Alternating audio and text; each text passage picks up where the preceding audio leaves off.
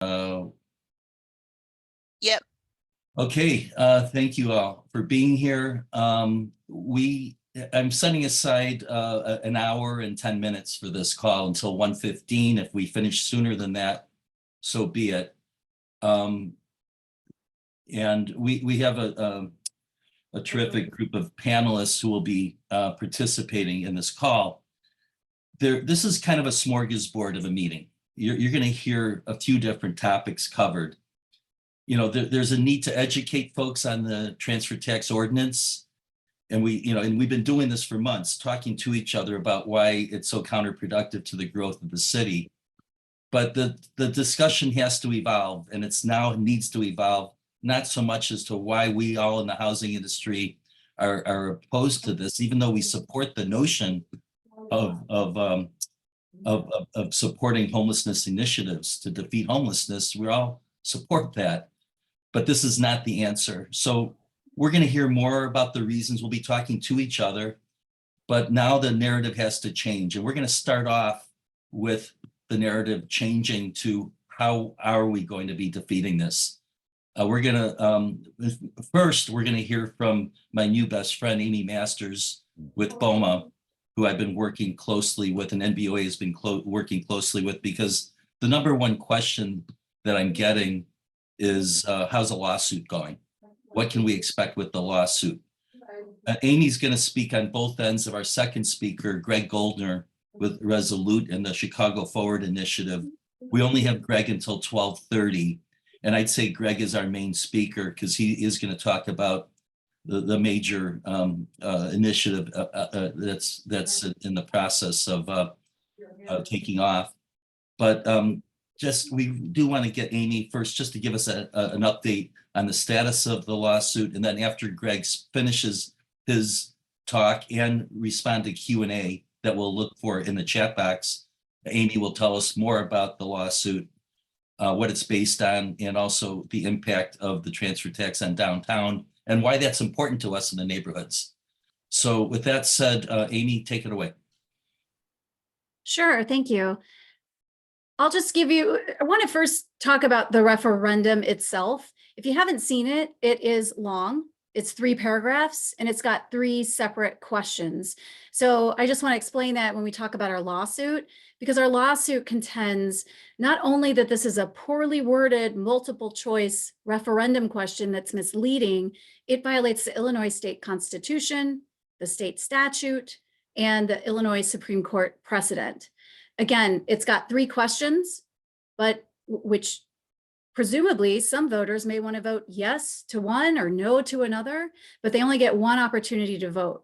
And again, those questions are, do you want a transfer tax decrease for properties valued under $1 million? Do you want a transfer tax increase for properties that are valued between $1 million and $1.5 million? By the way, that would triple that transfer tax for that rate. And then the third question is, do you want to quadruple the transfer taxes for properties valued over 1.5 million? So again, people may have different responses, but they are only allowed to answer once through one vote.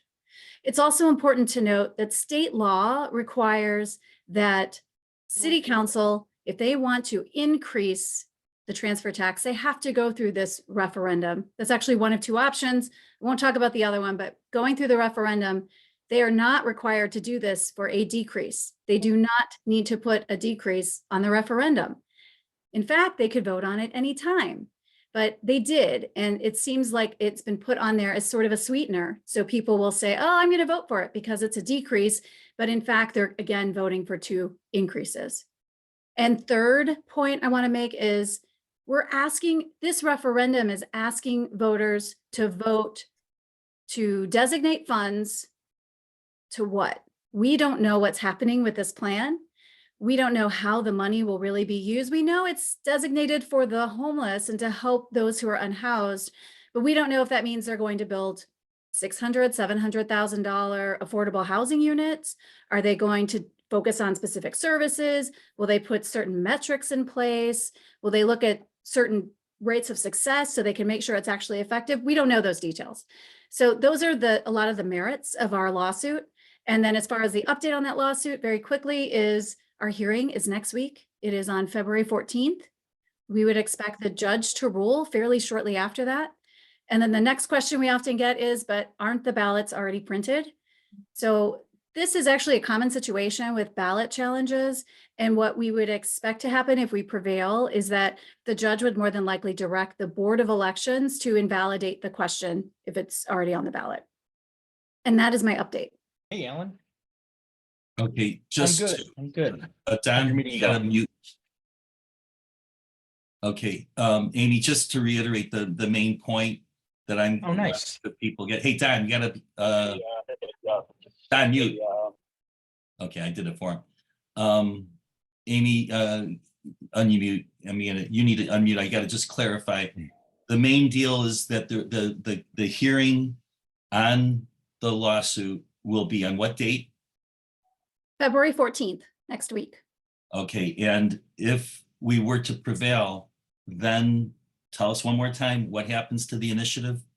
Well, it's very common with these types of ballot challenges that the judge would often direct the Board of Elections to invalidate the question if it's already on the ballot. It doesn't go away.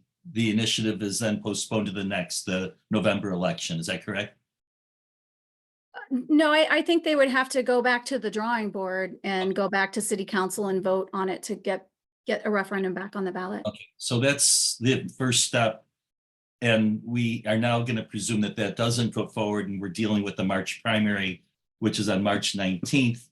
And while I have you all on the call, I'm going to do my first ask of you all. If you live in Chicago, or you have kids in Chicago, or you have friends, the easy way to vote is to follow that link I just sent out and get a vote by mail. That's really easy, and I'm going to recommend that. Okay, we have 20 minutes or 19 minutes with our featured guest, Greg Goldner with Resolute, whose reputation for handling matters like this is stellar and impeccable. I've heard, so I haven't told you this, Greg, but a lot of people sing your praises, and some of them are on this call. So I would leave it up to you to introduce yourself, and obviously you're not going to share with us deep strategy, but give us an idea of, tell us what you can about what your initiative's about. Sure. And Mike, thank you for pulling everyone together. It's amazing to see so many people involved and want to hear and learn more about this issue. And, frankly, voters aren't paying attention yet, but having a group like this engaged and wanting to learn more and hopefully be active in communicating really what the impacts are going to be in neighborhoods across the city of Chicago. To Amy's point about how, frankly, disingenuous the structure of and the question is that is on the ballot, which, by the way, is the very last item on any ballot that anyone would pull in the primary. So Democrat, Republican, Independent, or others. The ballot initiative is at the very end of the ballot. People then have to get there, and then they have to read through the whole thing to try to understand it. No one's done that yet. So as our survey research, which is as recent as 5 days old, says that no matter what side you're on, voters don't really know what this is yet. They still need to learn what it is, understand what the implications are. And from a political operative perspective, which is kind of my background, what Resolute does in terms of public affairs work, we've worked on issues like the repeal of the soda tax years ago and other kind of campaigns. When in the last 5 weeks or so since we've initiated this effort, trying to understand what people know, what they don't know, and how we can communicate effectively to them to have them vote no on the ballot has been a fascinating exercise and an important one. The misnomer that this is a mansion tax, again, is something that was effective in LA in getting it passed, and they're following that same strategy here. It is not a mansion tax. It is on all real estate transactions. It has impact in every neighborhood. If you own a apartment building on the west side, it's going to be impacted by this. If you own a grocery store on the south side, or want to, if you want to create jobs in neighborhoods, it's going to have an impact everywhere in the city of Chicago. So it's not just a mansion tax. That's the most important thing to kind of engage and communicate. From our perspective, and we'll have a couple different entities that we're working. One is Chicago Forward, a C4, another will be a PAC. And there's different rules for each of those organizations on what they can communicate and how. But as we do that, we know that if we frame this issue properly, if we engage voters and help put this in proper perspective, we have a strong chance of success on election day, 6 weeks from today. If bring Chicago home is able to craft this as a give back, unicorns and rainbows, then we're going to lose. And frankly, that is what they're trying to do. They're going to be aggressive. They're going to be effective. They have a great operation. We are starting so late. We're not trying to replicate it. We can't. We don't have the time, the resources to do that. But we do have the resources, and the coalition that we're building is to communicate to voters why this is going to have a negative impact on Chicago and all neighborhoods of Chicago. We're building a great coalition between business and labor. We have associations and groups like the Chamber of Commerce, the BOMA, the Apartment Association, and others, but we also have a lot of locals within unions that are raising money and getting their members involved in this. So we have Local 150, we have laborers, we're meeting with others. So again, a broader coalition. Through this organization and others, we're getting neighborhood groups and neighborhood organizations that are also part of it, and look forward to engaging and communicating on this issue. We're not going to guess what we think voters want to hear, what's going to be effective. We're spending a lot of time researching and surveying this work. And it's a story that we're going to have to tell over the next 6 weeks. We look to be on the air in the coming days, week, and we want to stay on the air, again, telling a story over a period of time. And, frankly, Mayor Johnson's numbers are not very good if you've seen recent reports. His poll numbers are in the 20s, according to publicly available survey research, our research. That's before anyone's run a negative ad against him or run a negative campaign on him or anything else. That's Chicago's kind of reflective view on his leadership over the last 7 months. Again, he hasn't had opposition, structured opposition. We're not going to rely upon that. Frankly, the wrong direction numbers for the city of Chicago with voters are more important to us in terms of how people think things are going in their neighborhoods and the city of Chicago. And we want to, again, connect all those dots in their minds and understand how this will be an extension of that. On top of it, we're going to go after the credibility of their approach. I don't want to say plan because they don't have a plan, as Amy said. As Mike said, they don't have a plan. They have an approach. Their approach doesn't come close to addressing the challenge they say this solves. Just from a basic math perspective, if you look at what needs to be built to solve the problem that they're articulating, you would need more than $10 billion to do that. And this doesn't come close. So again, they're being disingenuous in structure, approach, and then even from a policy perspective, what they say they're trying to solve. And others on the call later on, Meyer, Commissioner Cardenas, and others will talk about the shift that we think is going to take place on all taxpayers. The mantra saying people aren't paying their fair share. Well, every year you get a tax bill and you're paying your fair share every single year, not just when there's a transaction. And the implications and the shifting that is taking place without this, and that will be accelerated by this, I think is going to be impactful. We're working with civic organizations that are looking at this from a policy perspective, understanding and will likely opine that we'll be able to engage and harness and amplify their concerns. So we're trying to take a comprehensive approach to messaging. We're trying to engage the electorate where they are. We have been raising the resources that we need to be able to go on air. We want to be able to stay on air and go heavy. And we'll be looking at all issues. Welcome feedback, welcome suggestions, thoughts. Again, Mike has been fantastic. MBOA has had us before their groups and working with different organizations. Look forward to continuing that dialogue with them and others. And as we progress closer to the election, as the electorate begins to really engage and pay attention to this, we'll provide materials and information for everyone that they can use. They can use with their email lists. They can send out to their constituencies. They'll have visibility that they can. Again, we're going to be very focused on learning where the electorate is and what we want to communicate, need to communicate to win this difficult fight. So we'll be doing that every single day for the next 6 weeks. what do you recommend? There's folks on this call who are housing providers in the neighborhoods. There's property managers on this call, and there's those who are professionals that engage in transactions. They're transactional professionals, whether they're brokers, lenders, title, and folks are starting to get the gravity. So what is the they got it. They understand we got to beat this. So what moving forward will be and they seek direction. What are we going to offer them for direction? So a couple things. There are one or two other organizations that are going to be out there engaged beyond what we are doing. One is the Realtors, and they're very focused on a program that they've run before, and they're going to execute. We're allowed to coordinate. We're allowed to have conversations, understand what they're doing, how we can complement. We can share information, messaging, so we will be doing that. There are other groups that are more targeted and specific, organizations like this and others that can share critical information to their network. And we want to drive that information through our social media channels. We want to engage in providing information for people to then send to their lists. Again, breaking through the narrative of what Bring Home Chicago is. Bring Chicago Home is, I'm going to get that right. By the end of this campaign, I will get that right. Bring Chicago Home is communicating. And frankly, again, we need to inflict our frame that fits within it. To do that, we need resources. Money is absolutely key, critical. All amounts matter. All is helpful.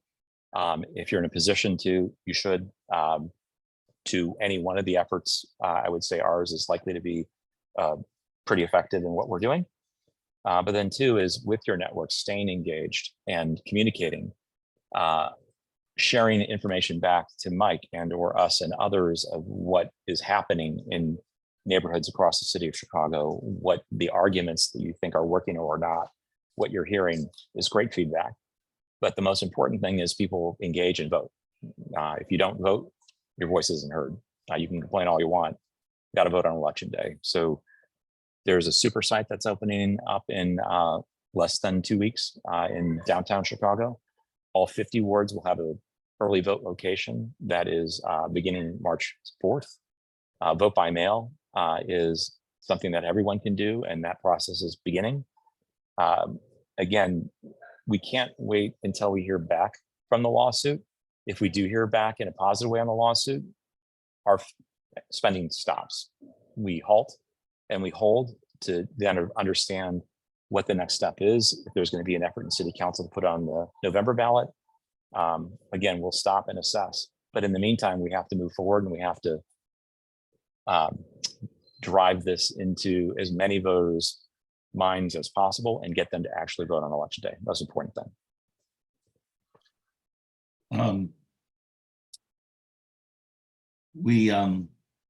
Tell us more about the primary and what's going to draw people, get people to the voting box, and how is it that we can get our people who are opposed to the voting back to the voting booth or ahead of time? So this is on the ballot. So if you pull a Democratic ballot, a Republican ballot, an independent ballot, a green ballot, it's on all ballots. So whoever comes in to vote, no matter what ballot they pull, this issue will be on their ballot. Two is our assessment, which is again not that insightful, is that turnout's going to be very, very low. This is not a lot of contested races. There are a number of contested primaries at the state rep, state senate level. Frankly, those aren't great for us. The Cook County State's Attorney race, which is the highest profile race across all of Cook County, our issue is only in the city of Chicago, is generating the most interest, but frankly, there hasn't been a lot of energy from either side. So there isn't necessarily any issue that is driving significant turnout. In fact, it's likely to be low. This kind of works in two different ways. I would say that this makes that field operation that Emma Ty is running more powerful and valuable to be able to kind of engage and pull people out. At the same time, it's likely to be skewed older. Voters across the city are likely to be older, and that actually works to our advantage. To the extent that we can communicate to folks in their communities and their neighborhoods, what this issue means for them. It's hard to undo that once we've kind of set that frame. A person can kind of come and try to talk to them, but once we set that frame, it could be difficult for them to undo it. And that's what we're going to be working towards. So we'll see what happens over the last number of weeks in these other races. And if that affects turnout, we'll be monitoring and watching where we think turnout will be higher based on a local race where there's energy. We'll be communicating and persuading into that group heavy to make sure that we're driving home our messages as it relates to places where we expect turnout. And we'll again, look for factors that might change our thinking. Again, our research is going to be done on a daily basis to help coordinate and help sharpen what we need to say and where we need to say it. Do you think there'll be a TV campaign? Primarily. TV is still the great persuader. Cable is a super efficient way to target across the entire city your message.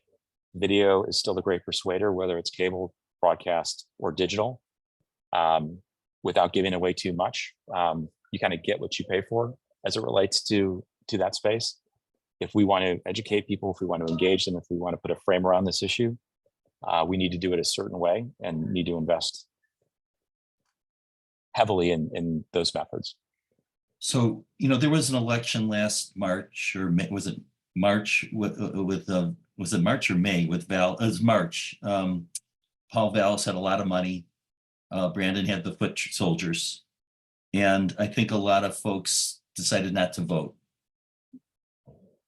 We have 80 people on this call. We all have a reach to many more folks that can feel strongly about this issue.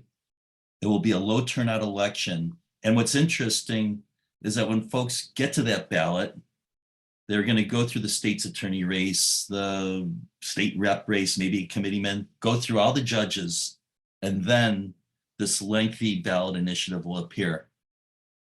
So my question, given the complexities of getting to that vote, how important is it for folks on this call, folks that we are all interacting with? I mean, a lot of us think, it's just our vote. My vote doesn't matter. Greg's got it. Mike's got it. Amy's got it. How vital and important, and what's the difference that could be made if folks understood that we have to get the vote out personally? It's a personal mission that we should all accept. Yeah, Mike, it's a great question. And again, I'll say again, the most important thing anyone can do is vote. Get your family members to vote, get your neighbors to vote, get your network to vote. In this turnout election, which again is going to be low, no matter what the circumstances is, whether it's historic low, doesn't matter, it's going to be low. Whoever can deliver their point of view at the ballot box is really it. And going back to the example you gave of the mayor's race, I think this is a very different race. As much money as Paul had, he got a lot of his money late. Brendan Johnson actually had a lot of resources too, in addition to that operation. That race was only 51 something to 48 something. So it was only a couple points. It wasn't a huge victory one way or the other. And I think I wasn't on Paul's campaign. It was, I think, not a well-run campaign. The messaging was convoluted. They didn't communicate clearly a vision or a contrast. And Brandon Johnson had a lot of energy in the initiative and drove home very clear messages. Traditionally, choice wouldn't be a big issue in a mayor's race in the city of Chicago, but everything's been nationalized from national politics down the line. We're dealing with that polarization in every race around the country. This is no exception. And where it breaks through is through trusted parties talking within their networks, within their social circles, within their professional circles, to one another, and explaining why it's important to them. And if it is important and they do have the validation from a trusted source, that voting matters a lot. So again, the materials that we want to provide Mike and the materials that we need to provide all the other groups that are involved as we get closer to the election, as the electorate begins to focus are absolutely critical. Again, we need to do our job being on the air, framing this issue, critical.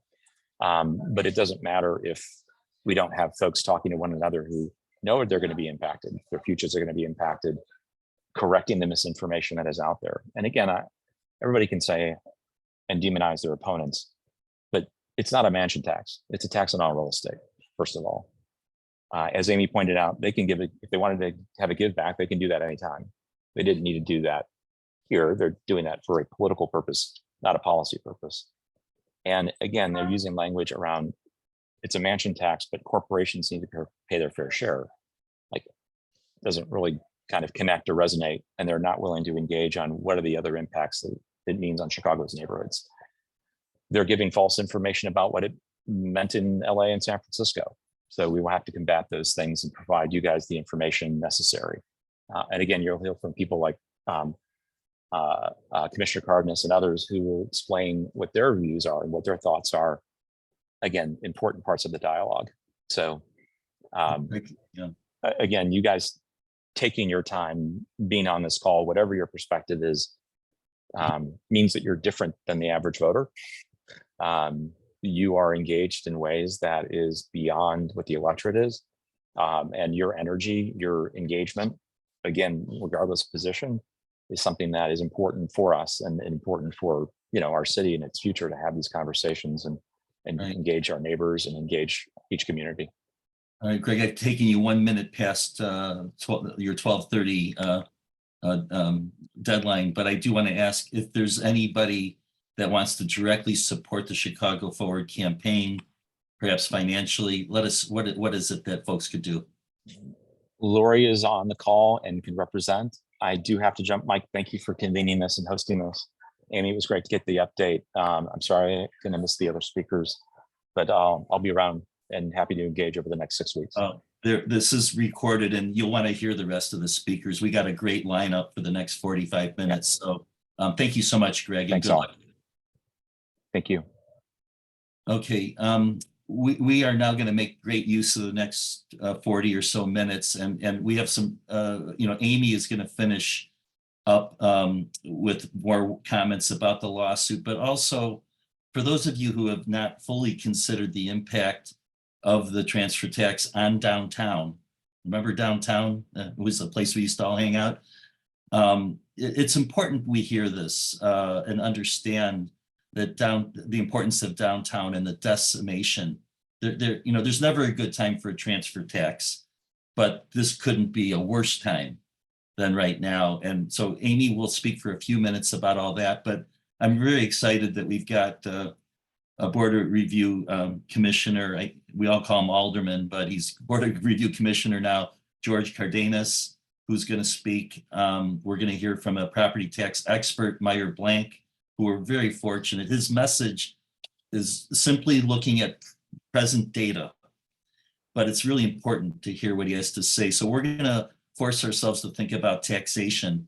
And then we're going to hear from Alderman Anthony Beale, who has some really important messaging because of the impact that this transfer tax will have on communities that have far too many boarded up buildings and empty storefronts.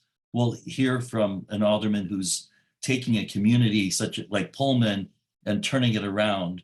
And what does this transfer tax do to his efforts? So that's what we have left on the agenda. Let's start with Amy on the other side of her presentation.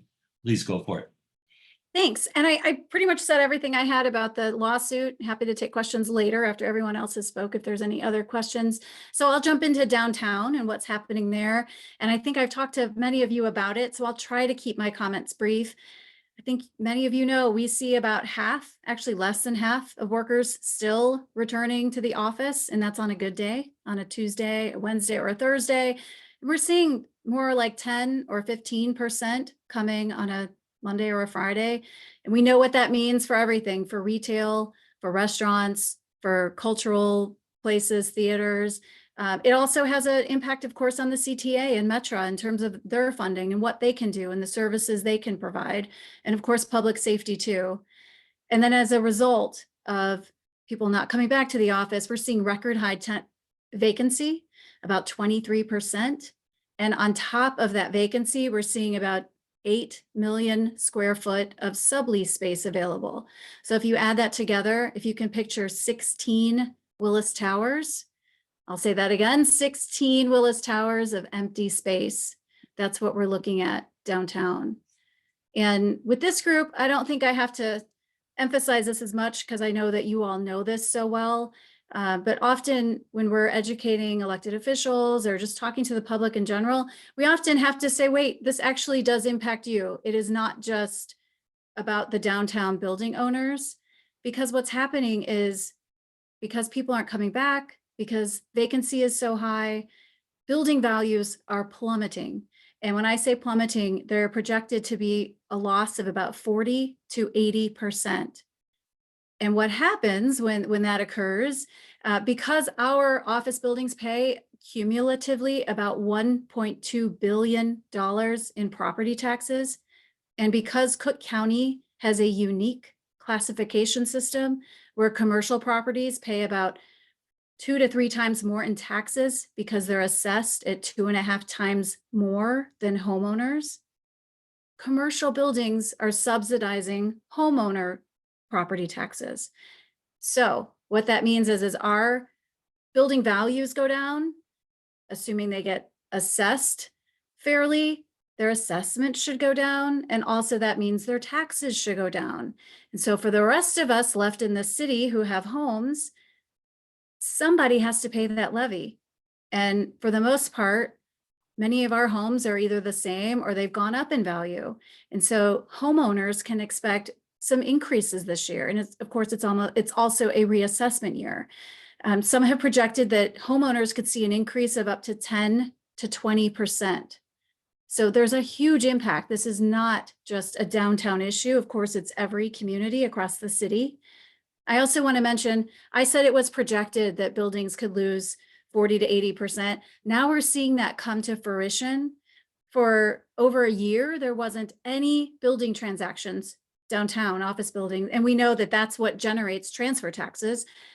For a whole year, there weren't any large office building transactions. And then we see 230 West Monroe that sold for a 63% discount. Just this month, we see that 300 West Adams sold for a 90% discount. And there's plenty of buildings that are in foreclosure, that they had to give their keys back to the bank. And you can imagine the banks don't want the keys because they don't know what to do with these office buildings either. So they're huge impacts, what's going on with property taxes. And then you add on these sort of unique challenges that Chicago has. Chicago has the highest commercial property tax in the nation. Again, that's because of that unique classification system that Cook County has. We also have a study that shows that we're first, also points to high government spending in the city. So now we increase this, so I want to connect the dots here. The reason I'm talking about the commercial property taxes, because now we're talking about increasing the transfer taxes, and this increase in the transfer tax would catapult us to one of the highest in the nation. So now we're looking at these global investors and saying, hey, come to Chicago. We have the highest commercial property tax. We have one of the highest transfer taxes. And so for downtown, our investors are global and they have plenty of other choices across the country to invest in. And they're not just the large cities anymore. We know that not only is our population moving to the Nashvilles or the Denvers or the Austins, so are the companies and so are the investments.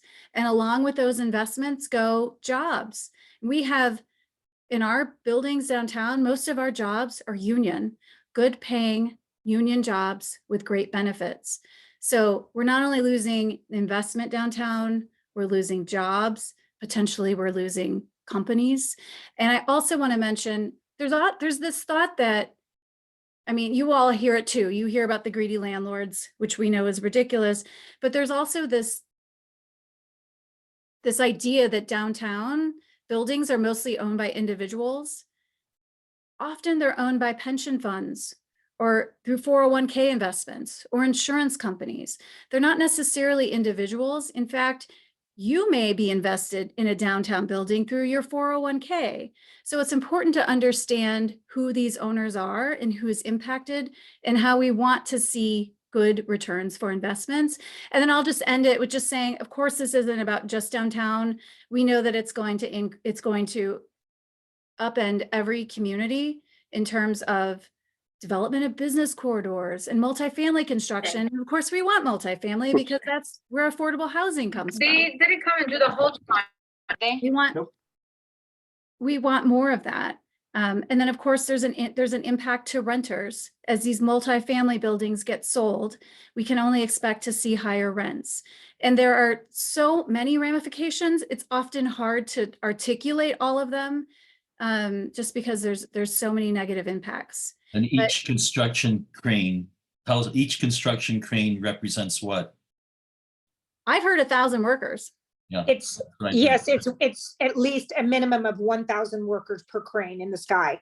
And just for context, when under Rahm Emanuel's administration, we had an average of 46 cranes in the sky. We currently have 2. Okay. Thank you, Amy. And Mike, if I could just echo what you said again, this is we have such a harder battle because we have to ask people to connect the dots. We're not just saying, oh, it's a tax decrease, you should vote for it. We have to say it's more than that. There's greater impact. So anything that every one of us can do to not only just vote, but make sure that everyone around us in our networks and our neighborhoods all understand this and vote too. It's critical. Thanks. And if you have daughters like mine that went to liberal schools, or tell them that the election's on Wednesday, not on Tuesday. Okay. Amy, thank you for that. It's my great pleasure to introduce a new friend who I've never had the pleasure to speak with before. Commissioner George Cardenas, formerly alderman for a good 20 years or so. And I was so thrilled when he was excited at the opportunity to speak on this call with his perspective as an alderman for so many years. And now with the Board of Review, I think his opinions are very important to hear.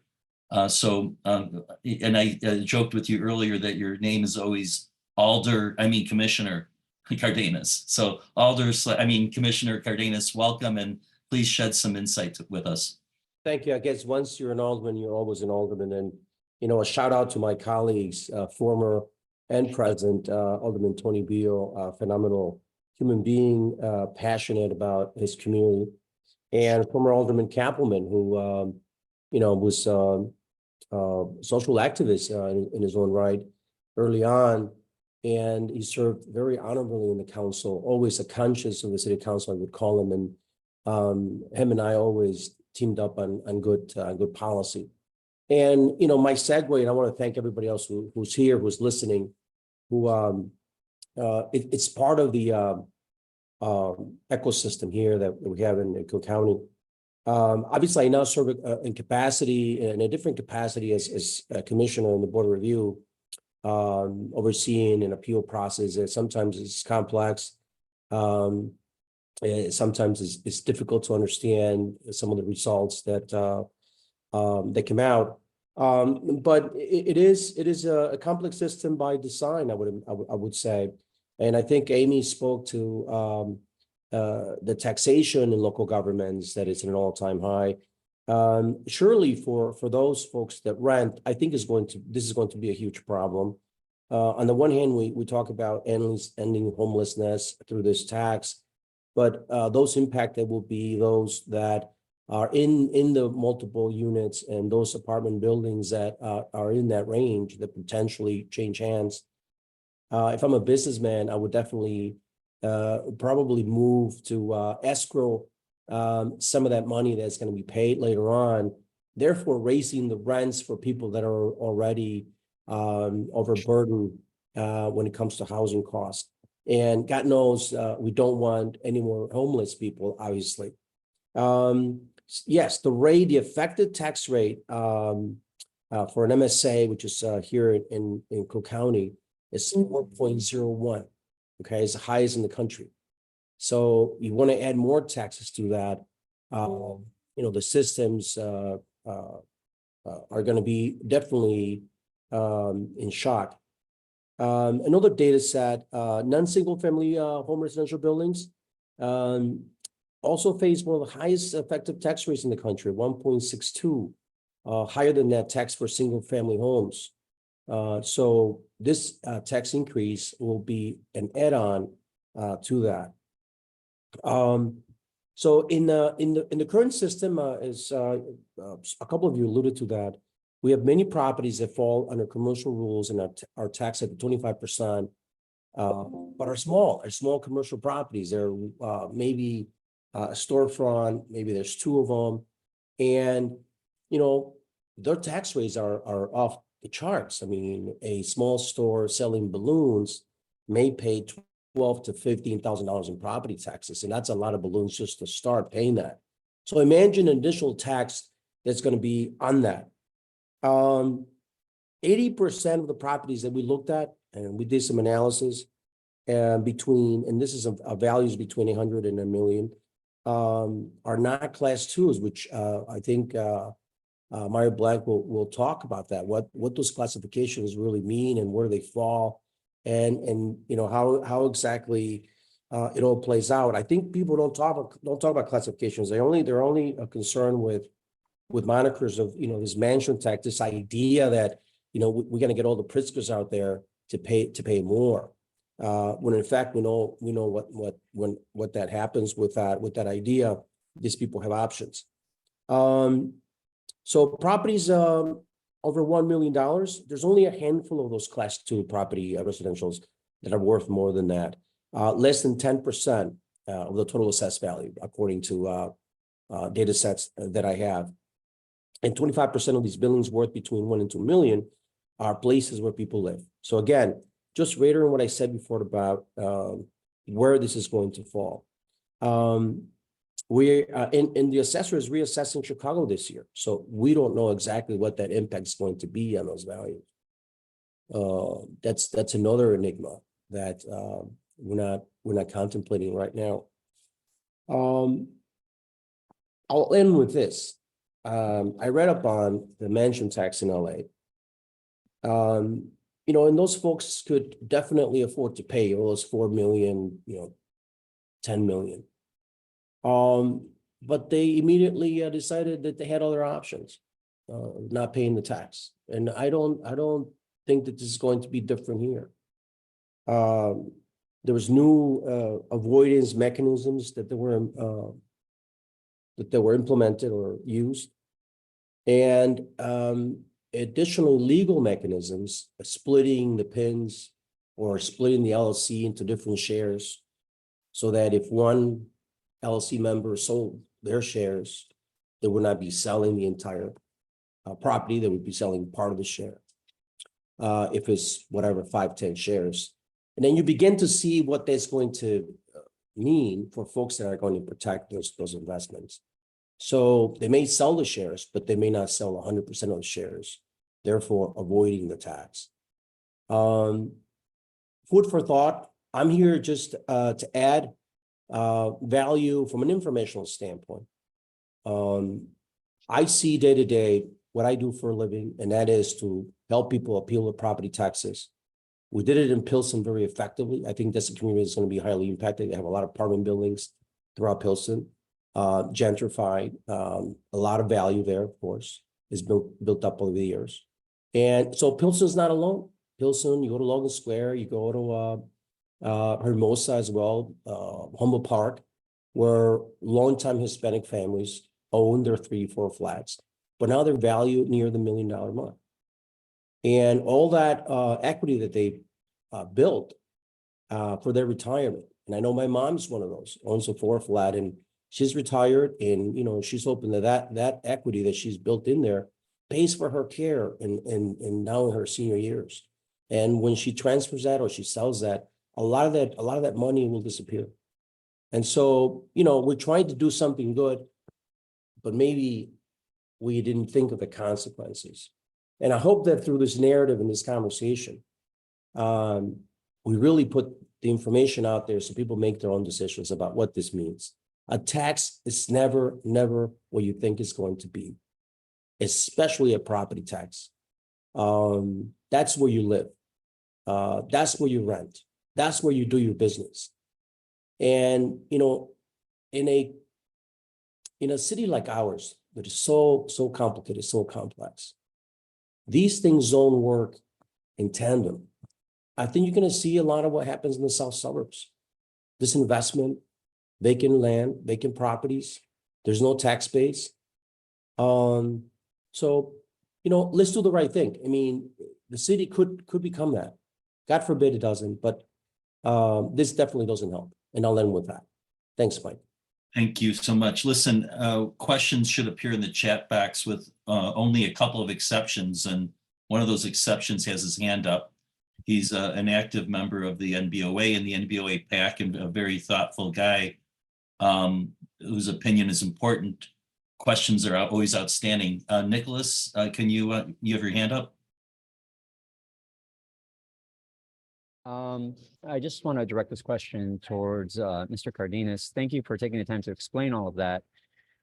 My question is, has anyone asked the assessor or the treasurer their opinions on this? I would assume the assessor would have some kind of opinion or even explanation as to the potential ramification of this. You had indicated, or you'd referred to him a couple of times. So I was just curious if that had actually occurred. I refer to the assessor because, we're going into triennial here in the city. So I'm just putting information that is going to somehow be impactful. When you go to triennial, taxes could go up, taxes can go down, but more than likely, they will go up again. Because there's this ebb and flow of certain areas where they're being hit hard economically. We're seeing that in the downtown area with these buildings that are being discounted now heavily. And so we don't really know what it all means because we haven't gotten the data this year. And we don't know how many buildings are compromised. And until we really finish the year analyzing, our analysts go through the sales and the rent rolls and all of that stuff that really impact some of that assessment decision. We just won't know. But what I'm saying to you is that there's part of the assessment cycle that looks at the values by sales, if you will. So if they sold 2-3 years ago high, that sort of goes into the whole complex, the formula, if you will. And you've got to catch up with that. So there's a curve high, and then maybe there's what's up, Joe? So you just don't know, right? So that's part of the analysis.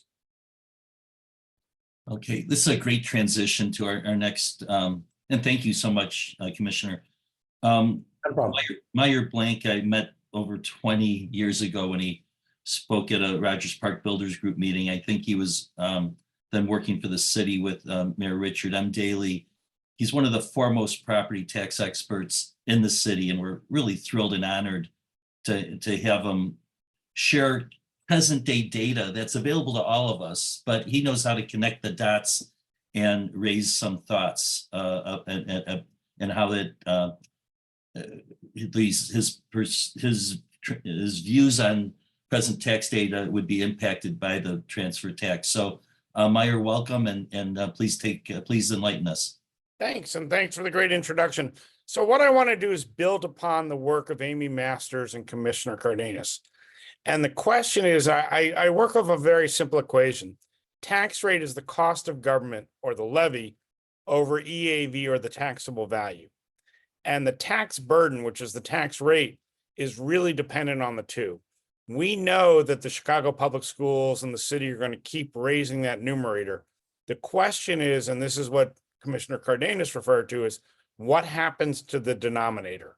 And that's an unknown. So 2024, the city's going to be reassessed. This is on the ballot for March. Then what happens in 2027 when the next reassessment takes place? And the question of valuation. Looking at the data, and all of my data that I'm going to be talking about is public information. Looking at the data between 2021 and 2022, 2022 is the last tax bill. The city's EAV is about $96.9 billion. And EAV, as we all know, is the total taxable value minus exemption, minus the TIFs. What's interesting is if you take a deeper dive, there's a statistic that the clerk talks about, which is new property coming on the rolls. And that's not reassessment, but that's, to the commissioner's point, adding to vacant lands, new construction. That's now at $544.9 billion, $0.9 million. In 2020, it was 712.8. So the question is how are we going to generate, to Amy's point, new value and new and basically growth to take the tax burden off of the other taxpayers? Another statistic out there is the tax increment finance districts. This year, they were basically flat. The total revenue went from 1.21 billion to 1.29 billion. The question of the day is, when we look at these corridors or these tax increment finance corridors, is the growth, and most of this growth is commercial growth. Is it happening or not? What's interesting is I tell people that, the TIF data is a little bit off because a good chunk or a lot of growth now are in key corridors like the Kinsey Street corridor and LaSalle Central corridor, the Loop. What's happening in the other commercial districts? And when the commissioner talks about, small businesses of $1 million, $1.5 million, if this ordinance changes how valuation takes place, that may then affect revenue. And then the question is, does the city meet its obligations? Because with TIFs, many of these TIFs have outstanding bond payments and they have expenditures. So what I want to do is sort of add to that piece to the commissioner's point, there's the great unknown. But what I'm not seeing right now, and last year was a non-reassessment year, is I'm not seeing growth, and I'm not seeing additional growth, which is going to add to that denominator, the EAV, and it's going to lower the tax rate. So to the commissioner's point and to Amy's point, if the 2024 assessment picks up the downtown drop, what does that do to EAV? And then what does that do to the TIFs? And what I've learned, and I've been around for a little bit, is that if you move the needle, if you move that EAV needle, it's going to be very hard to move it back. So that if it's a policy decision, to the commissioner's point, that goes awry, it's often difficult to correct those decisions. So what I will say is right now, we've got to continue to figure out ways to grow the city in terms of this taxable value, but we also have to make sure that we don't do missteps that move that needle, because once you move that EAV needle, it's really, really hard to move it back. So for example, 2012 reassessment was the first reassessment to pick up the 2008, 2009 recession. And we spent a lot of time getting back up to where we are right now, to this $96.9 billion number. Thanks, Mike. Can you just one more time for my simple mind, what you mean by moving the EAV needle? So let's say this has a detrimental effect on the valuation of property or doesn't create new growth, then we could possibly lose potential EAV. We want to keep generating value for that denominator. And the outstanding question, and I don't know the research on this, is does it decrease valuation or does it decrease potential increases in valuation? Would we have captured a lot more from new property and new transactions? So when there's new industry in Pullman or a new research facility in northwest side of whenever there's new growth, new energy, new industry, that's economic growth. That's what's needed in order to sustain added tax burdens like this. Or decrease the tax burdens on everyone else. And to the commissioner's point, that helps residential. Okay. So every time you add to that commercial valuation, you're helping the residents by decreasing that tax rate. Okay, Meyer, thank you so much. Such important and challenging things for the layman, although not few of us are laymen, we all have some knowledge about property taxes and the impact of taxes. But there's an analogy out there about the bar bill. And, if Amy Masters with the downtown and me as a homeowner and Nick Katsafotis as a property owner are drinking and we run up a big bar bill and Amy decides to go home and that bar bill still has to get paid, right? And, the comparison here is that the property tax levy has to be met. And to bring your analysis into it, we need somebody else at the table drinking with us to help pay the bar bill. Does that work at all for you? I'm not gonna comment on your Alright, analysis, but if we have the city growing together, then that helps all taxpayers. Okay, we'll leave it at that. And I was debating whether to use that bar bill example. So let's move on to another prominent speaker who I'm so happy to have on this call, and that's Alderman Anthony Beale. Alderman, you've done a commendable and exciting work in the Pullman area that it's seen some tremendous revitalization. And then you have neighborhoods surrounding the Pullman area, including West Pullman and the like. How does your world get impacted and your efforts to redevelop an area like Pullman get impacted if a transfer tax like this is passed by referendum? Well, let me just thank everybody for being here, and I appreciate you guys giving me an opportunity to give my perspective on this potential tax. And I'm glad to see so many people are organizing and mobilizing to get educated to hopefully defeat this at the ballot box. But over the years, I've been able to leverage over $2 billion of public-private investment in the Roseland Pullman community. And you know, when you look at everything we've done off the Bishop Ford Expressway, creating a couple of thousand jobs, you know, now we're starting to see spillage over into the Roseland area with the medical district that we have put in place. And we just received $25 million from the state to start acquiring land for the medical district. And that is going to allow us to really take Roseland Hospital, which has been a struggling hospital, and start building around it and bringing some more services in the community.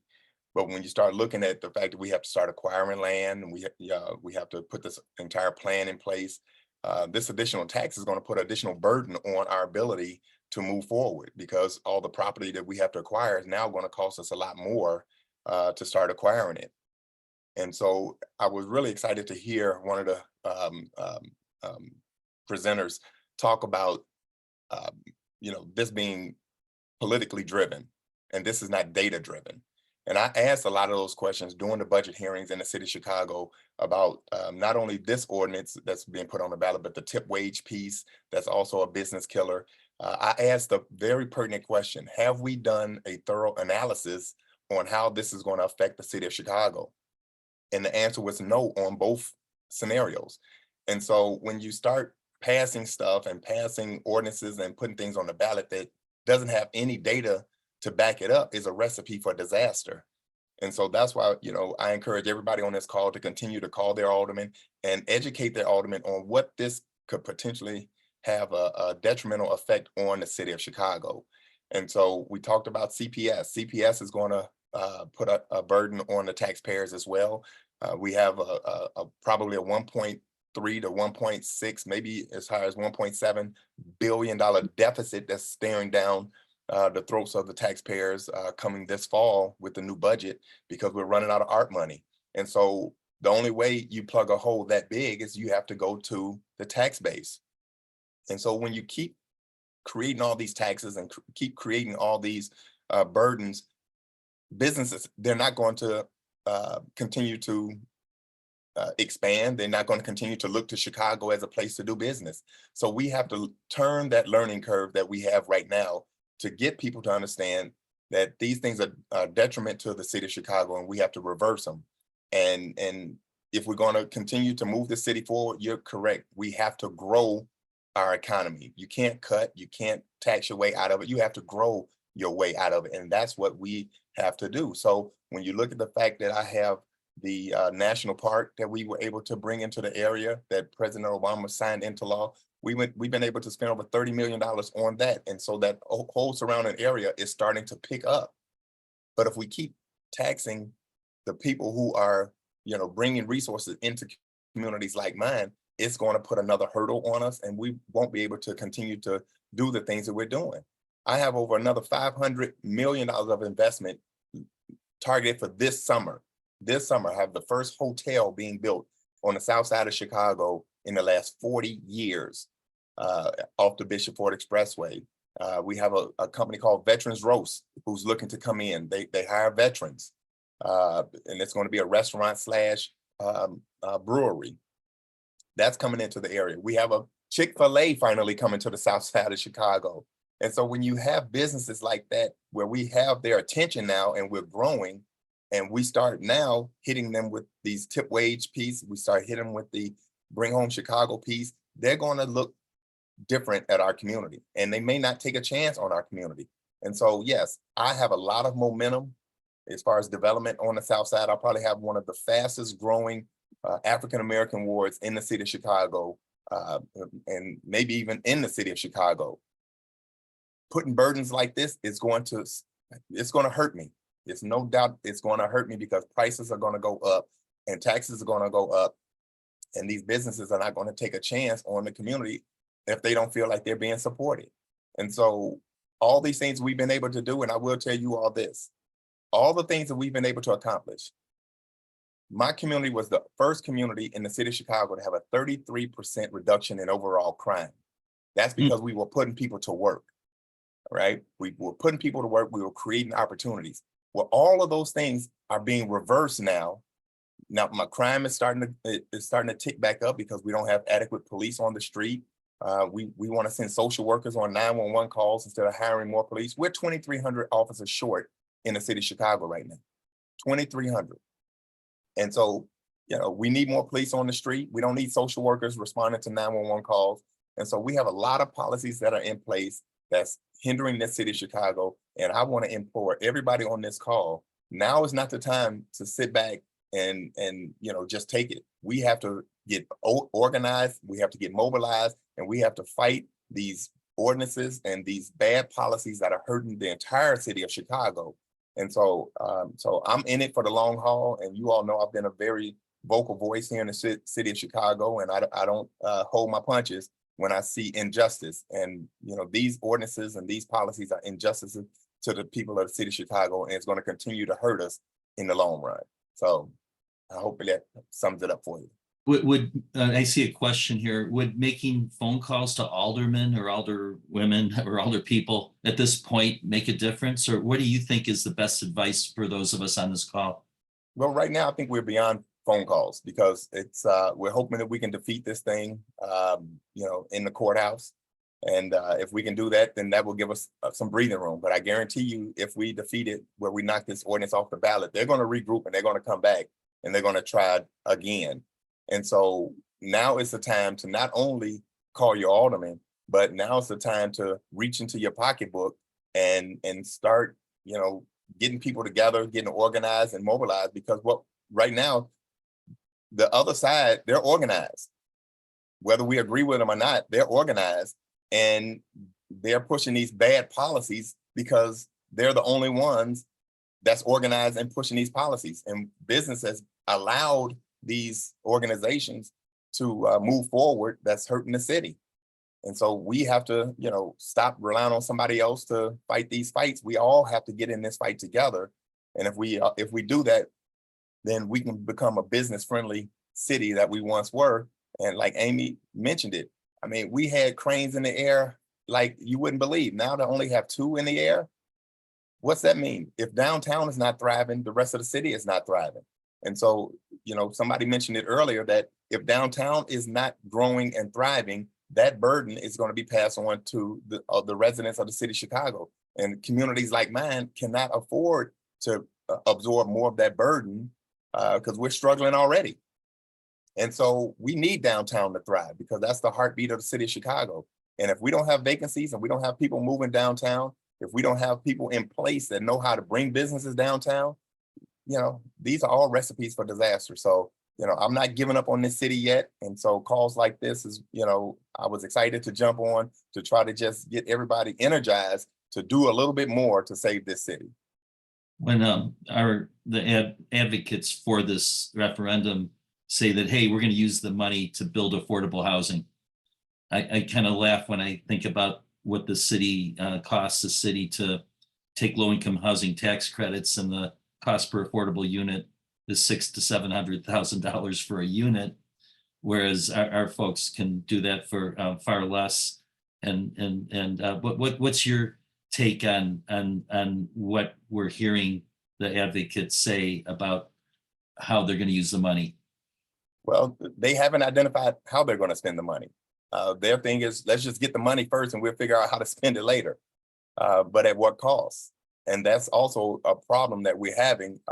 We've allowed the opposition, so to speak, to dictate this narrative, but they don't have a plan in place. All they want to know is we want to raise this tax for homelessness. But what does that mean? Does that mean we're going to spend all this money on the continued migrant crisis?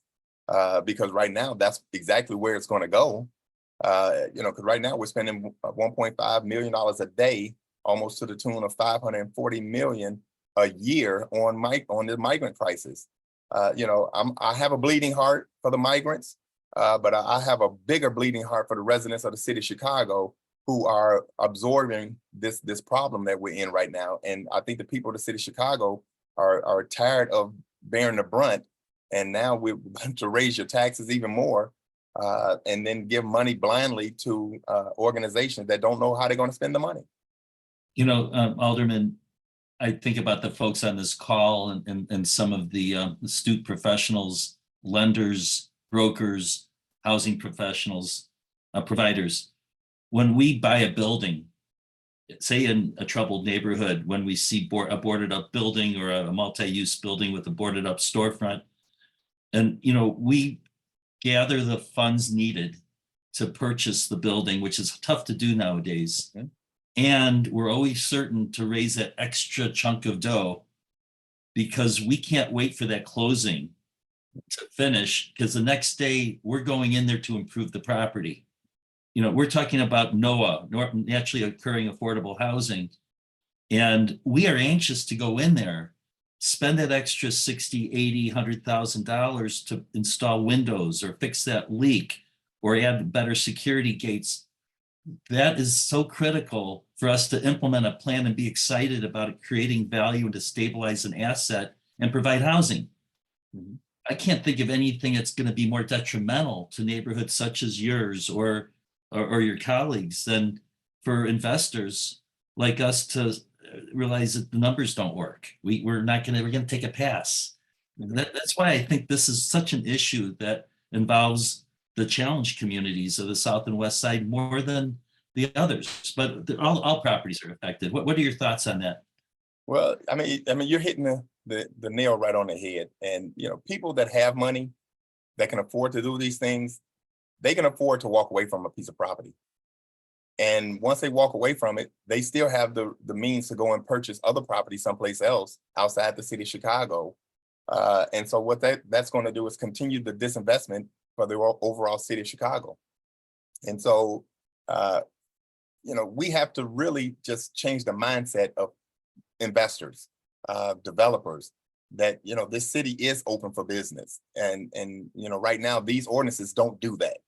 All right. And so I'm going to continue to beat that drum because, and I'm just going to reiterate it again. If I have money, I'm going to walk away from that property and go look for another investment someplace else before I take a huge hit on trying to sell that property or I'll just take it as a loss and write it off.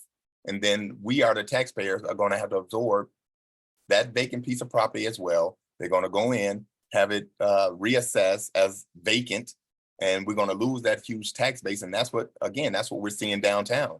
The assessments are being redone because of the vacancy rate. And that money has to be spread out throughout the entire city. So Alderman, we only have 2 minutes left. Mm-hmm. We're all sensitive to this need for homelessness efforts to address mm-hmm. homelessness. We're asked frequently. So what do we do about it? Mm-hmm. And I do think there's a lot of intelligence and smarts and commitment to Chicago within the development or property owner community. There's some brilliant people who have good answers. We're really not asked. Right. And we're willing to go to the table and talk about other solutions. But where do you think the answers lie when it comes to the issues of homelessness? Well, the real experts, you're right, are not being asked, how do we get involved in this problem? Because again, this is also politically based and not database driven. I do have a bleeding heart for the homeless, and we need to continue to do more for the homeless, no doubt about it. But I don't think we need to be doing more to entice people to continue to come to the city of Chicago. And we're forced to take care of them and their family to the tune of education, medical, housing, food, all these things. We didn't ask for that. Okay, people that are homeless because of their circumstances or they have mental illness. This homeless is being created because people are coming to our country and they're coming to Chicago because, and I've said this back in November, you know, who wouldn't come to Chicago if I give you a $9,000 voucher, giving you childcare, health care, roof over your head, 3 meals a day, and you know, who would not come to Chicago? And so we have to change that narrative that, you know, Chicago is not the place where we're going to just roll out the carpet and take care of everyone just because you want to come here. And they also talk about other nationalities that have come in and been absorbed. Well, if there was communities that can absorb these individuals where it would not have an effect on everyone that we're seeing now, then so be it. I have no problem with that. But when you lay it out where we have to take care of all these individuals, I think it's still a recipe for disaster because we're spending so much money. And I go back to this, and this is really what gets under my skin. If you give my community $40 million a month for 1 year, I will transform my community like you would not believe, because there are resources and there are things that I can do. So we can find the money for the migrants coming to our community. Find those same resources for me to help the residents of my ward to where they can get a roof, where they can get new porches, where they can get a new furnace, a hot water heater to make their quality of life a little better. And we can start doing a lot of infill housing with that kind of money. I can really transform a ward with that kind of money. With that kind of money, I can probably transform a few wards. And so this is a misguided agenda. And I think if we stop making it attractive for these migrants to come to Chicago, they will probably stop coming. Okay, Alderman, thank you so much. In response to my friend David Goss's repeated request, we need to get in folks' hands the main bullet points. Folks on this call, I think, are especially hearing our speakers today, hearing Amy, hearing you, hearing Meyer, well, I'll give it to Commissioner Cardenas. Meyer's just repeating data that exists, but the message is clear. The city needs economic growth. We've heard so many reasons. We're now all going to be advocates. We will be sure that you have the information at your disposal to use social media, to use your telephone, to call people and turn out the vote. And given that that's a low turnout election, given the weak poll numbers of this mayor, given the sense that we all share that this is a great city. Nobody's giving up on this city. We love this city and we're going to see great days ahead. And we can't wait to head down to Pullman and drink from that brewery that you're building out there. Okay. So that's it for today, all. And thanks for joining us. We'll stay in touch and let's remember, it takes 5 seconds. Get a mail-in ballot. It's going to be easy. Get it, encourage others to get that mail-in ballot. Along the way, make some other good choices. There aren't a lot of choices to make, but there are some important ones, especially for judges. And so thanks everybody for your time, and we'll stay in touch, and we'll be sending out emails through the NBOA. Thank you. Thanks, Mike. And thanks to our Commissioner Cardenas, Amy, Meyer, and Greg, who's not with us. So thanks, guys. Thank you. Thanks, Mike. Thank you, Lori. Okay, bye-bye.